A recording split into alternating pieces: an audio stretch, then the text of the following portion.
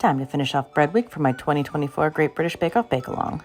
Once the savory bun dough had doubled in size, it was time to punch it down and then transfer it to a lightly floured work surface. I then rolled this out into a 12 by 18 inch rectangle, trying to keep the corners as even as possible. For my filling, I brushed the dough with some olive oil, then spread out my onions into an even layer, making sure that they reached the edges, and then sprinkled on the crispy pancetta. Then starting at the long end closest to me, I rolled this up into a tight log. Using an extra sharp knife, I cut the log into 12 equal pieces, about 1.5 inches each, and then arranged the rolls in a 13 by 9 greased baking dish. These were covered and left to rise for another hour before being popped into a 350-degree oven to bake for about 35 minutes until they were nice and golden brown. While the buns were still warm, I brushed them with a few tablespoons of melted butter and then sprinkled on some flake salt as a finishing touch. And if I do say so myself, those are some pretty nice looking pancetta jam savory buns. Definitely a big yum factor here.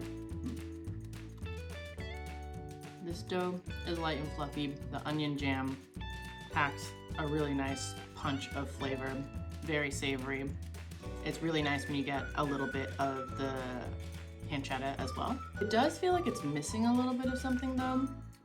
Maybe more onion, some sort of drizzle, maybe a little herb, something to just bring it all together. So I will say, having never made anything like this before, I'm pretty happy with it. I again would call that a very successful bread week, and I will see you back here for caramel week.